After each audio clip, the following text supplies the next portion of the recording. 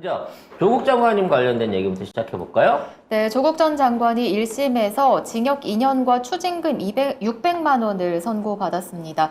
재판부는 자녀 입시 비리 의혹에 대해 대부분 유죄로 판단했고요.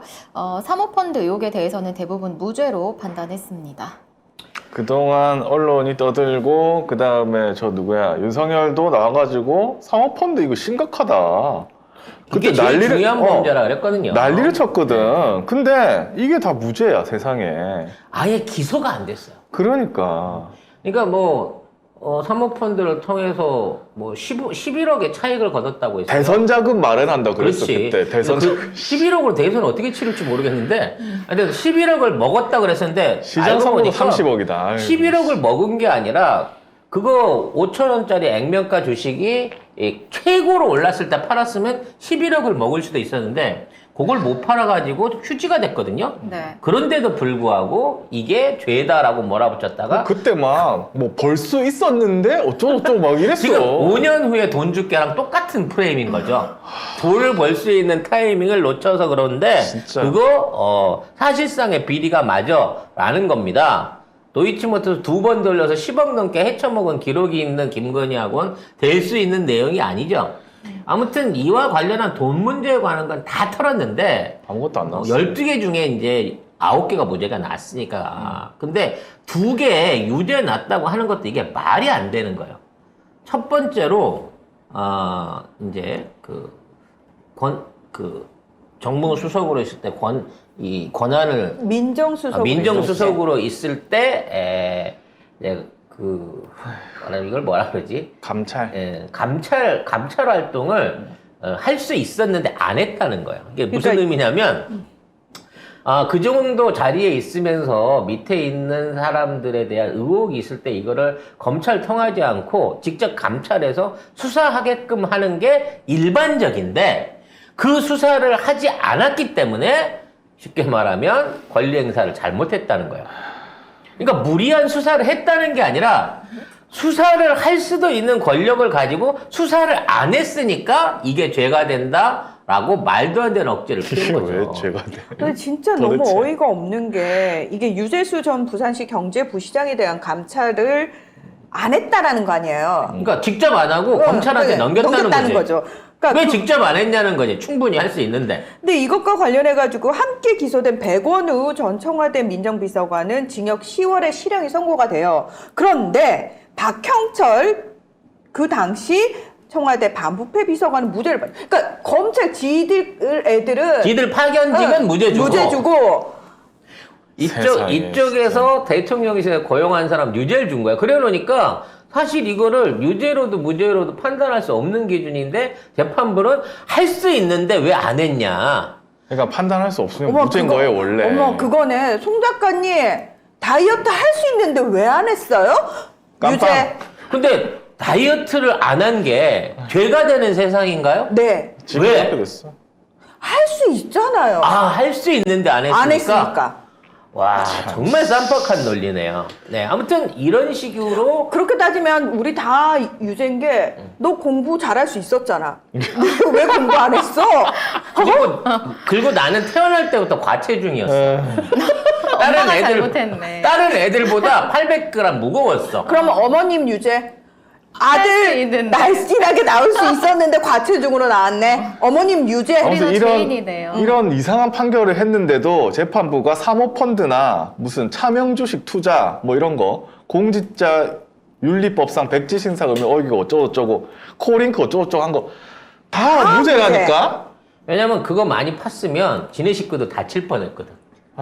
코링크 팠으면. 네. 그리고 또 하나 자녀 교육에 대한 문제도 가장 핵심적인 건 뭐냐면 미국에 있는 대학교에 있을 때 아들이 리포트 관련한 거 물어본 거 집에서 엄마 아빠가 상담해줬다고 이걸 친 거예요. 온라인 시험. 그러니까 우리나라 시험도 아니고 외국에서 친 대학교의 온라인 오픈북 시험에 대해서 아버지가 조언을 한 거를 업무방해로 해갖고 이거를 건 거예요.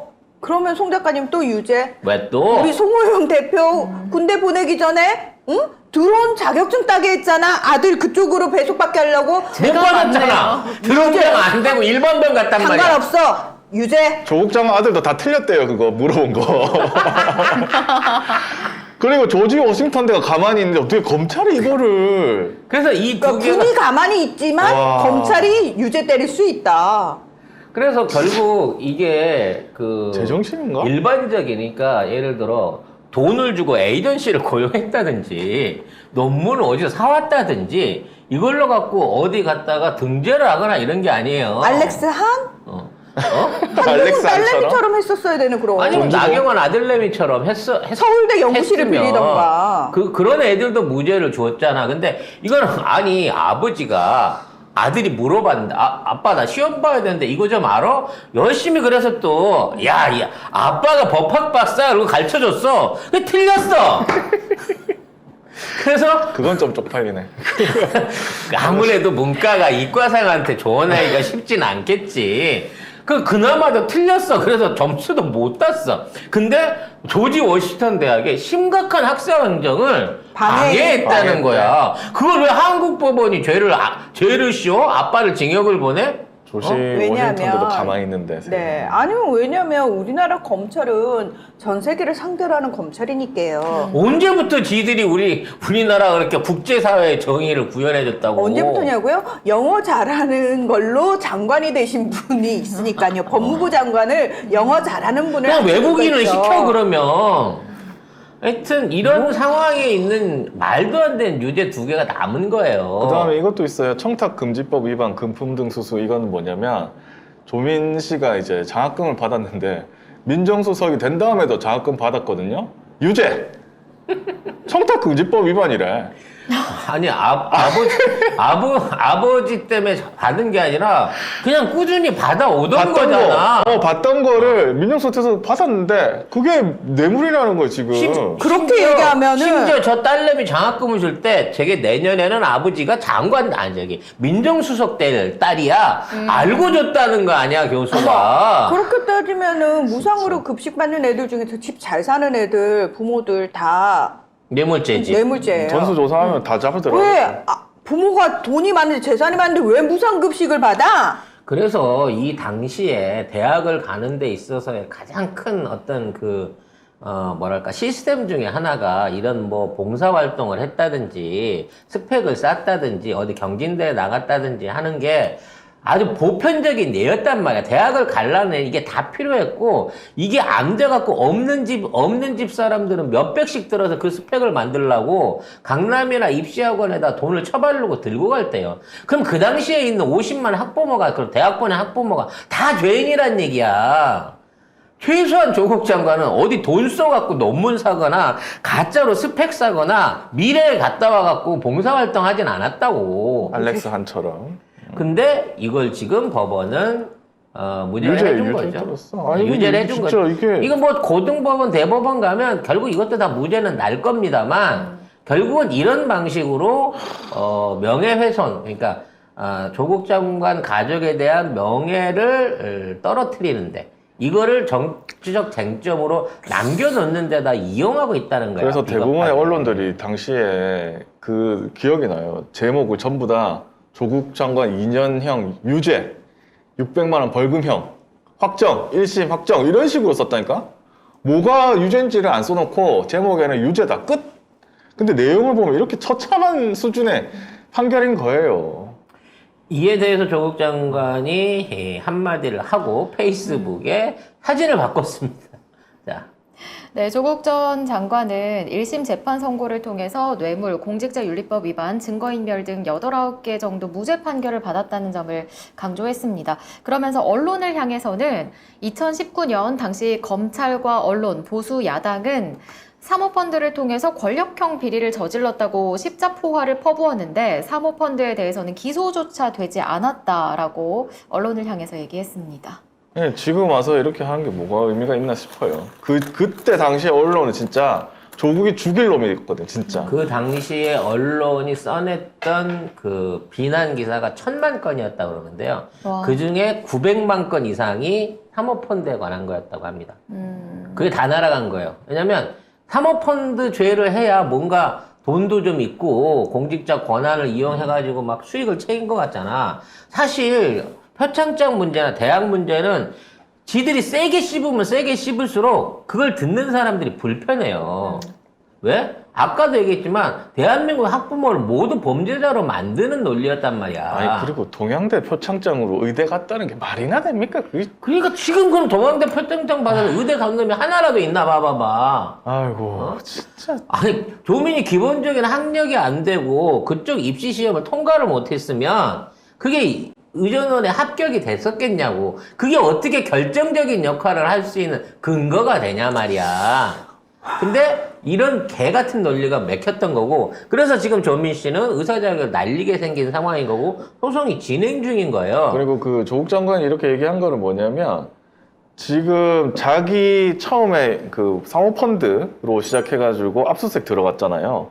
그렇게 하다가 딸 일기장까지 그러니까 그렇게 했다가 아무것도 안 나오니까 집이고 뭐 자기 뭐 학교고 뭐 전부 다 압수수색 해가지고 딸 중학교 2학년 일기장까지 털어서 한 게 이거 나온 거야 이거. 학교 무슨 뭐 표창장까지 나온 거야. 그래서 조민 씨가 미술공장에서 인터뷰를 했었는데 생방은 아니고 네, 녹화 방송을 냈었다고 하더라고요.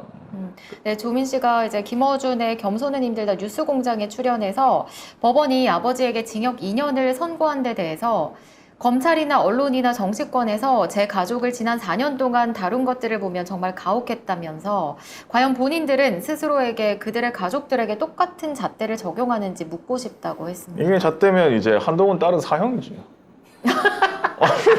아버지가 사형이지. 아버지가 딸은 맞네. 그냥 고졸되는 거고 그냥 그렇게 되는 거. 고졸로 남는 고졸은 거고. 맞나요? 네? 고등학교는 제대로 간 거 맞아요. 중학교 그것도 제대로 의심스러워. 저는 중학교에서 의심스러워요. 고등학교도 약간 수상해. 수상해요. 국제고등학교 갔거든. 응. 그 실력의 국제고등학교? 이거 수사해봐야 됩니다.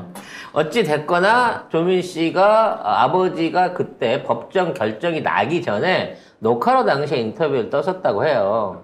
근데 조국 장관이 딸 앞으로 굉장히 많은 한 10장 넘는 편지를 남겨놓고 갔다고 합니다.